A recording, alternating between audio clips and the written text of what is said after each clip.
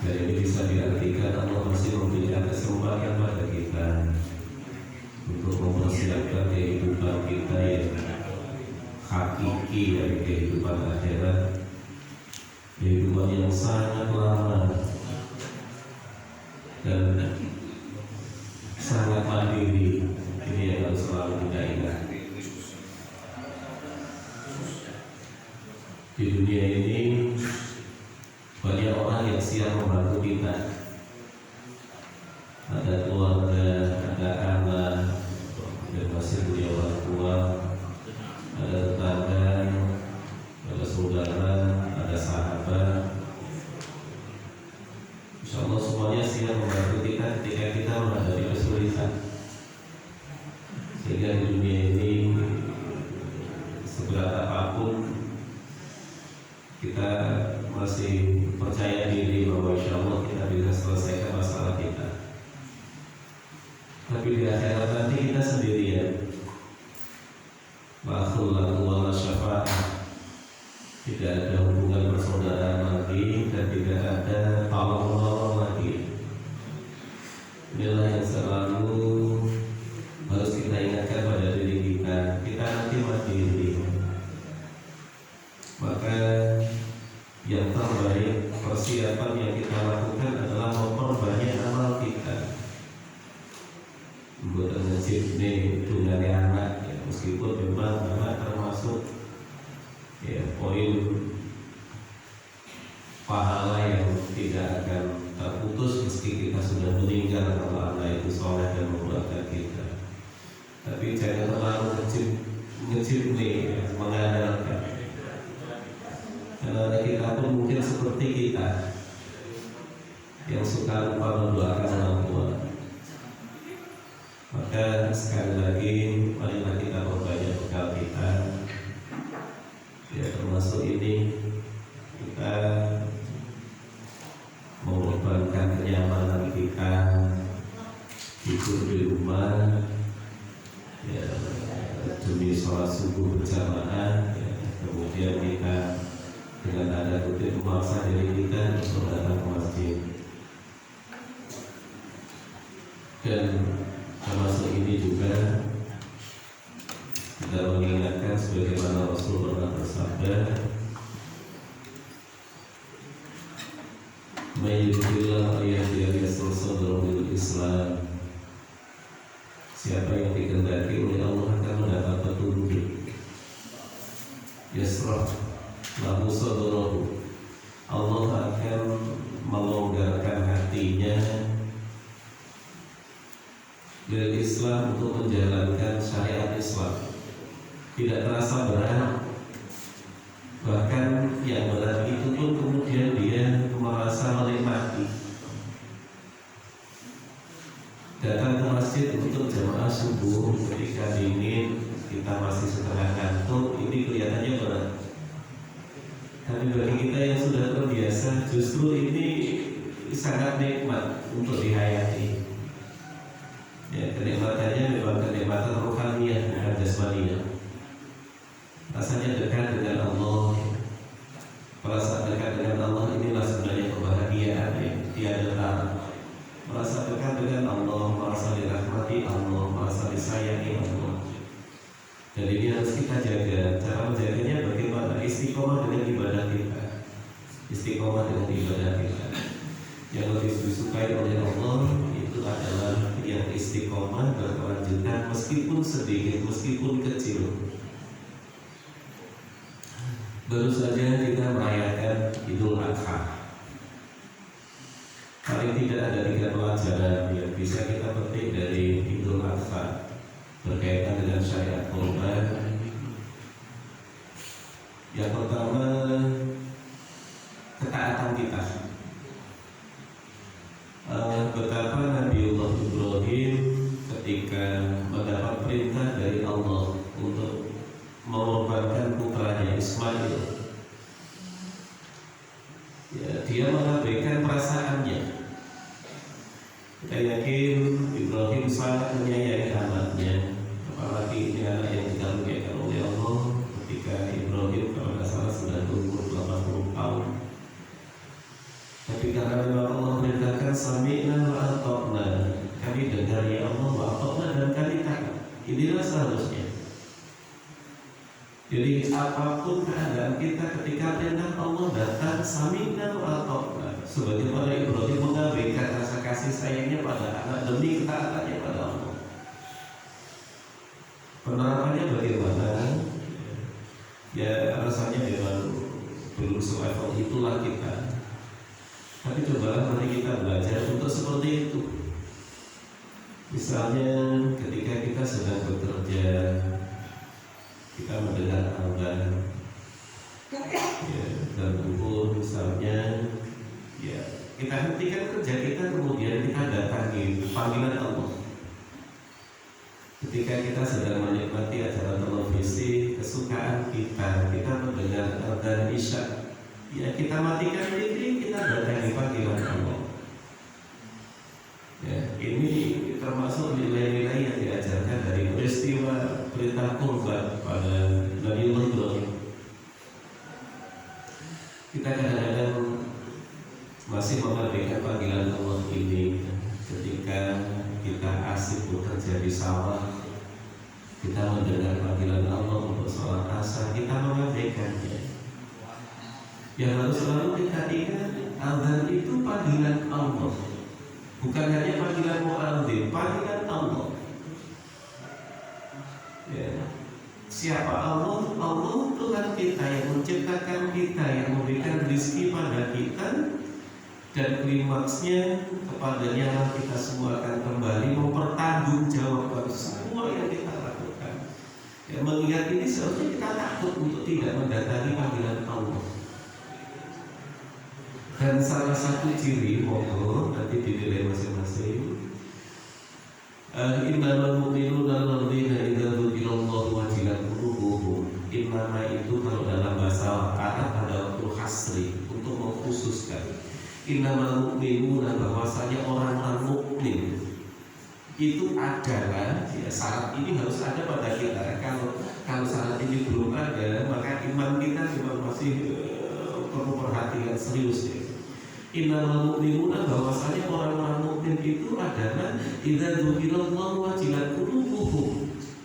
Kalau asma Allah disebut itu hatinya bergetar, ada rasa takut.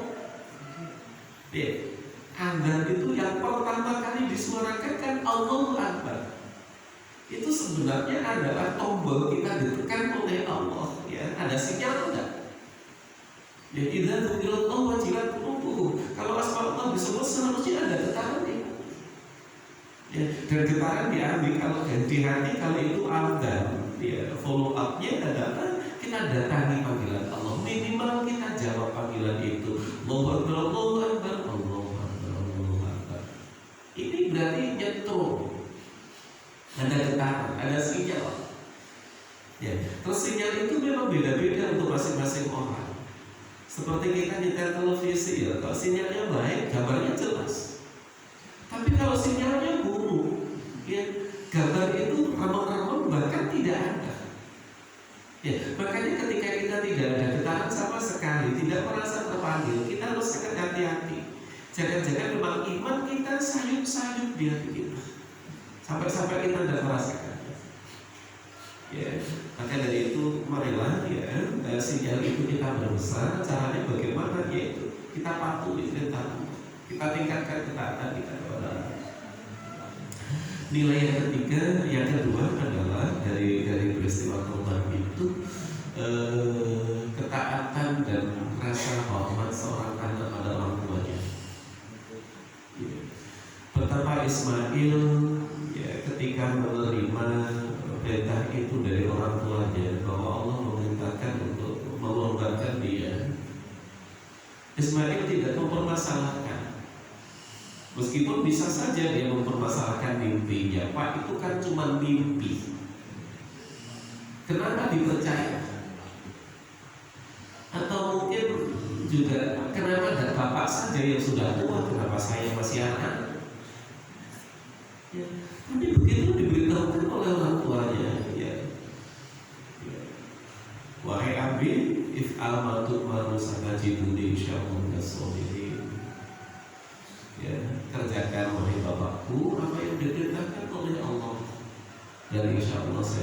termasuk orang-orang yang salah. Inilah sikap seorang anak pada orang tua yang terus kita wujudkan dalam kehidupan kita sehari-hari. Orang tua bukan malaikat yang selalu benar. Suatu saat juga salah. Tapi seorang anak ketika menghadapi kesalahan orang tuanya, seharusnya tidak seperti seorang kakak bersikap pada adiknya. Dia tetap harus menjaga rasa hormatnya pada orang tua. Ya. Perumpamaan piring di sebuah tempat ya suatu saat mesti pernah penting. Tapi seorang anak pada orang tuanya ketika dia sedang bermasalah dengan orang tuanya tetap harus menjaga etika. Jangan berkata-kata lebih kasar, apa itu lebih keras dari orang tuanya. Jangan berkata-kata dengan kata yang menyakiti hati orang tuanya. Ya. Di Quran dikatakan walatakulahu ufin walatarhamu. Jangan pernah mengatakan uf pada orang tua. Ya, uf itu kan ungkapan kecengkeman seorang anak pada orang tua. Apapun kalimatnya, apakah sekedar piak. Ya. Ini sudah tidak boleh. Ya. Tidak boleh. Ya. Dan juga tidak boleh memanggil orang tua dengan namanya. Nih, apalagi juga cara seperti itu. Jadi bagi orang tua itu dengan apa ya? Tapi ya, kecuali kalau tidak dalam keadaan berhadapan dengan orang tua, ketika misalnya bercakap-cakap dengan orang lain, ya, ditanya siapa nama bapaknya, gitu ya jujur disebutkan siapa nama. Jadi rasa hormat pada orang tua harus kita jaga. Ada satu hadis mengatakan ini, "Faman raghiba an abawayhi faqad kafar." Siapa yang membenci kedua orang tuanya, faqad kafar. Rasul memberikan kata-kata penguat faqad, maka sungguh kafar, dia telah jadi kafir. Orang yang membenci kedua orang tuanya dia jadi kafir, meski dia ahli ibadah, meski ahli sholat, ahli baca Quran, ahli puasa, tapi membenci kedua orang tuanya, maka dia kafir. Ya. Sekali lagi orang tua tidak selalu benar, suatu saat mesti juga salah. Ya. Dan kita juga punya kewajiban untuk mengingatkan, tapi cara mengingatkannya memang harus santun, bukan menyinggung tapi menyentuh. Ya. Kemudian yang terakhir, Idul Fitri itu memberikan pesan pada kita bahwa kita ini harus menjadi orang yang menjadi rahmat bagi orang-orang di sekitar kita.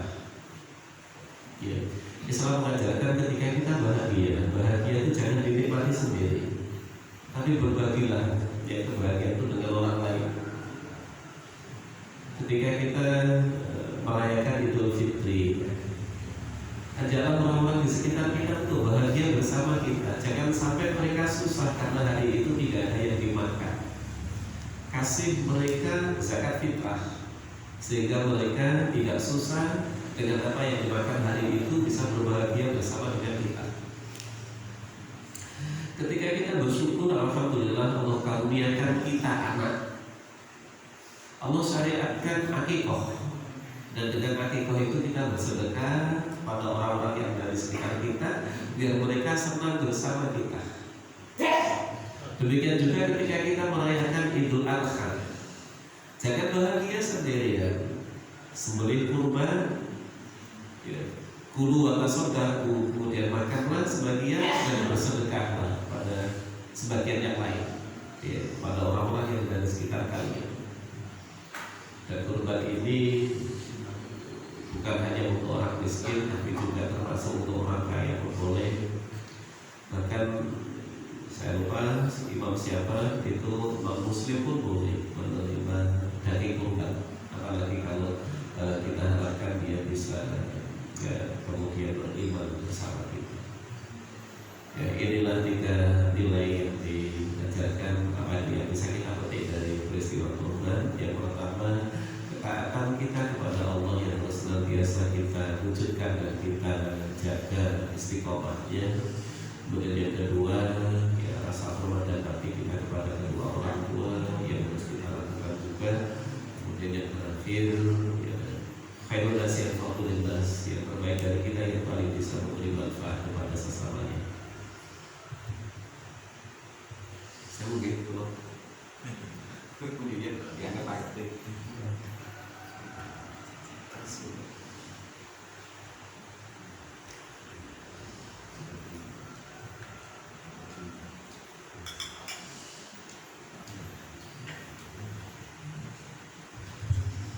Kita lanjutkan kemarin kambing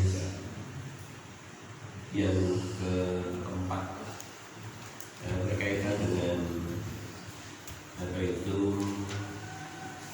tahapan kejadian manusia, kemudian tentang takdir yang digariskan oleh Allah, dan kemudian amal ya, yang nanti akan menjadikan kita apakah termasuk orang-orang yang beruntung dengan amal baiknya atau sebaliknya alhamdulillah kita terhindar dari nasib buruk juga karena amalnya.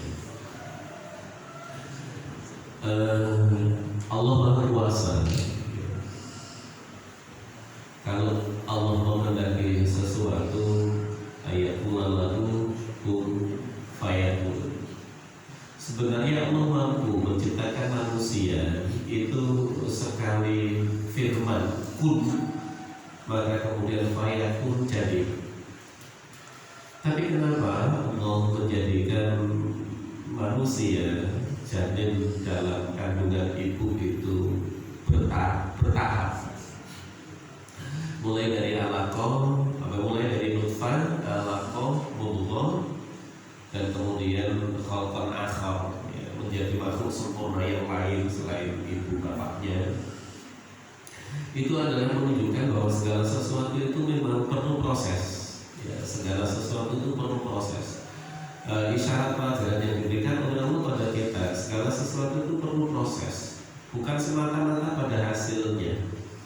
Allah bisa sebenarnya langsung ciptakan manusia jadi, ya.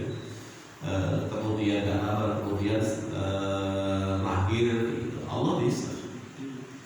Ya, tapi Allah memang memberikan pelajaran pada kita bahwa segala sesuatu perlu proses. Demikian juga kalau kita melihat ya metode turunnya Quran, ya. Allah bisa turunkan sekaligus satu kitab utuh bisa. Tapi kenapa kemudian Allah turunkan berangsur-angsur selama 23 tahun secara bertahap? Ya, ini juga di satu sisi Allah menunjukkan proses, ya. Termasuk proses pembentukan karakter. Itu nggak bisa satu kata-kata peristiwa kemudian mengubah karakter, seperti membalik tangan yang tadinya di atas menjadi di bawah, nggak bisa. Segalanya perlu proses. Nah, inilah kelemahan kita.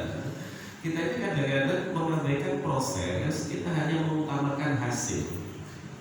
Ketika seseorang mengabaikan proses, mengutamakan hasil, maka kesannya dia menghalalkan segala cara.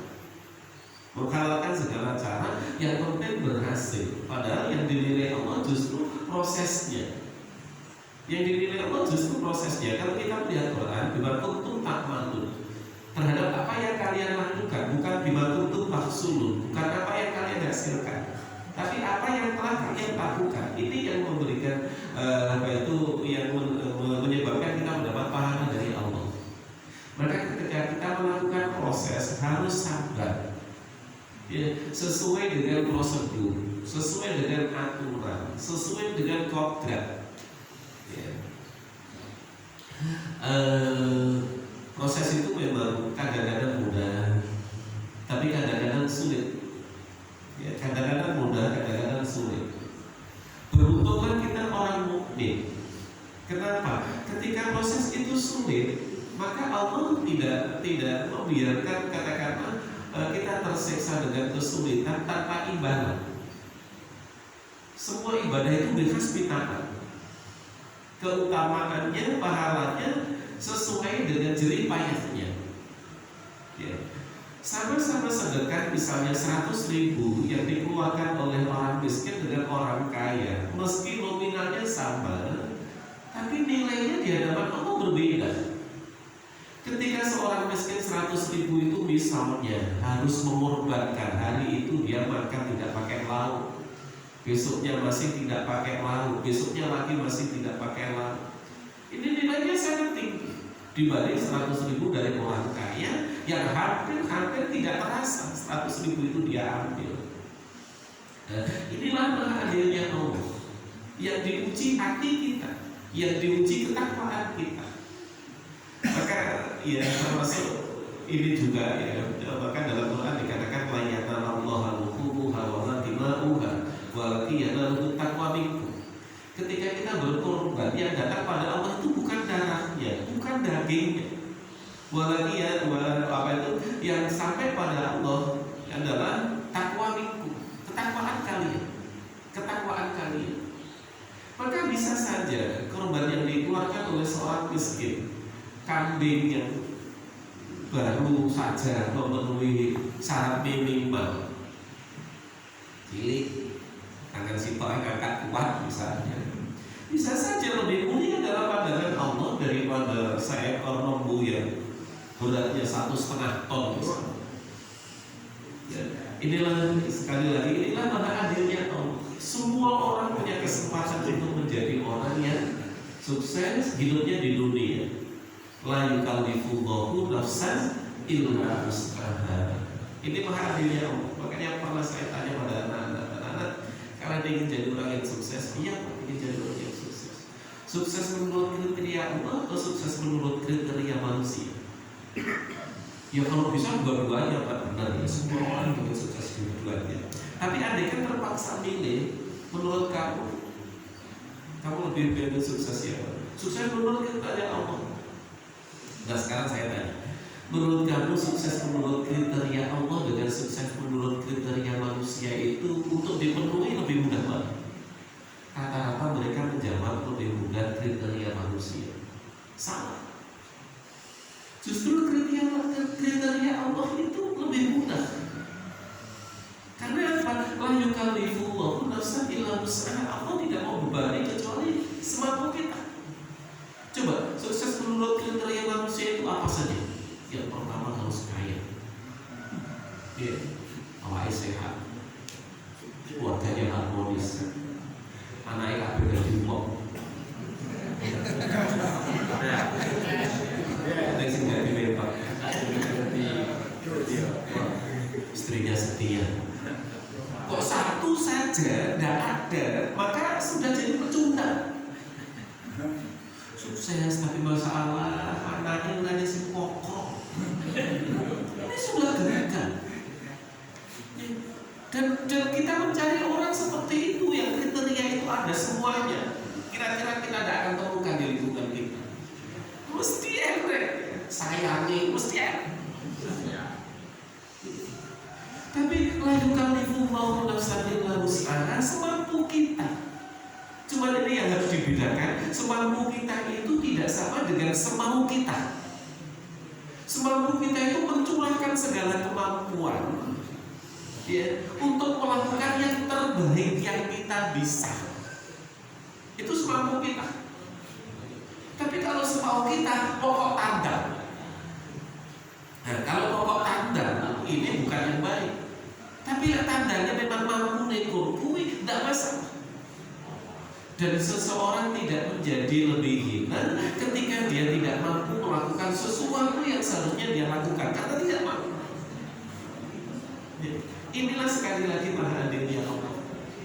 Maka dari itu kembali kepada pelajaran yang diberikan oleh Allah. Proses ini harus kita lakukan dengan sebaik-baiknya. Kata orang, hasil tidak mengkhianati usaha. Ya.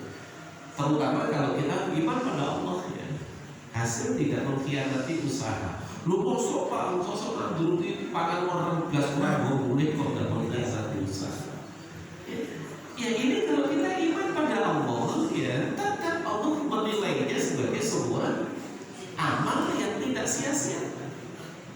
Ya, makanya segala sesuatu itu seharusnya lihat kita karena Allah, bukan hanya lihat mendapat hasil saja. Aku nandur padi, besok berpanen nanti, kalau hanya sekedar itu ya. Lihat panen, yo hiasi, lihat era panen, percuma semuanya. Niatnya bagaimana? Niatnya kita ya, saya berniat untuk menanam padi, mudah-mudahan dengan padi yang saya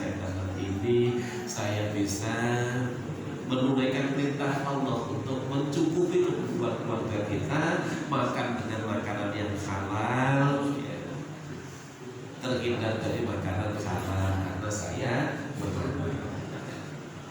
Kalau niatnya benar karena Allah, amalnya juga dilakukan dengan benar, apapun hasilnya tetap ibadahnya tertulis penuh.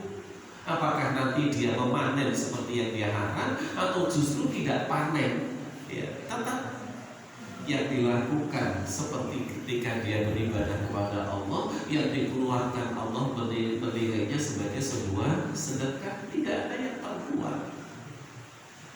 Makanya Rasul katakan beruntunglah orang mukmin itu ketika mendapat kenikmatan bersyukur itu baik baginya, ketika dapat musibah dia bersabar itu pun baik baginya.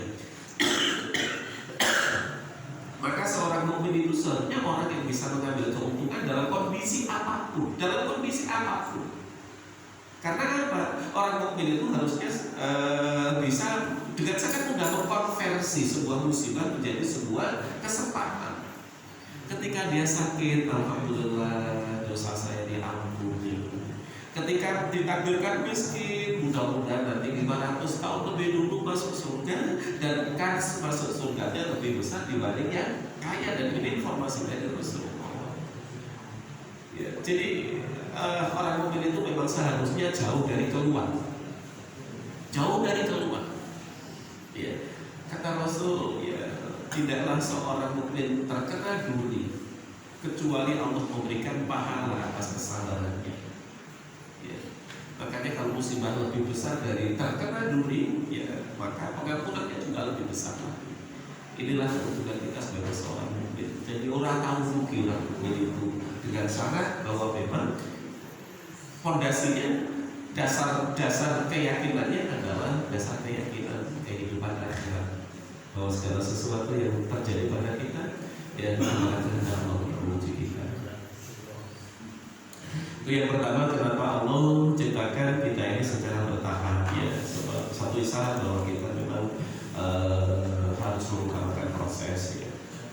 Kemudian tentang takdir, ya, seperti yang kemarin saya sampaikan, bahwa memang Allah sudah menggariskan takdir kita, tetapi tidak dengan pengertian bahwa kita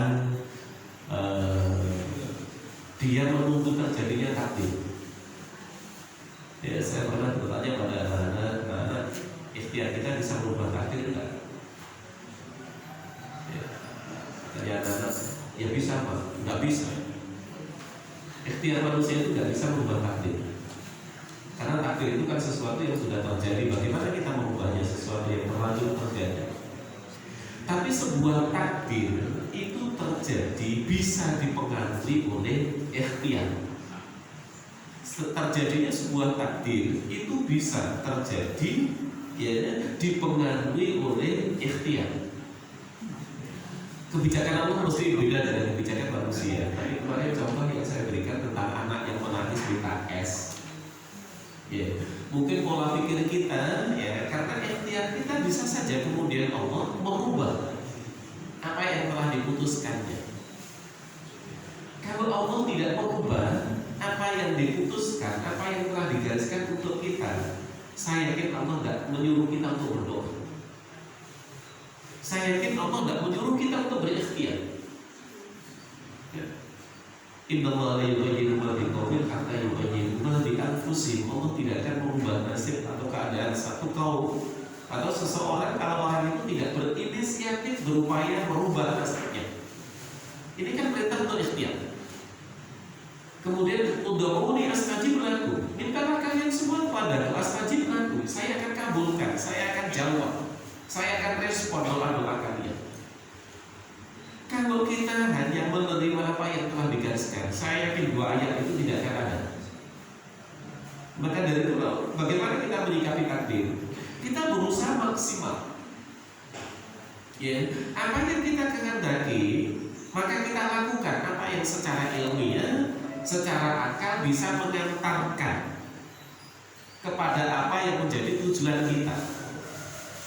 Ya, perumpamaan orang menanam, kalau memang kita ingin hasilnya maksimal, maka ya mulai dari apa kita pilih, bibitnya unggul, ya, kemudian tanah kita kerjakan dengan sebaik-baiknya, airnya kita cukupi, pupuknya kita cukupi, hama kita kendalikan.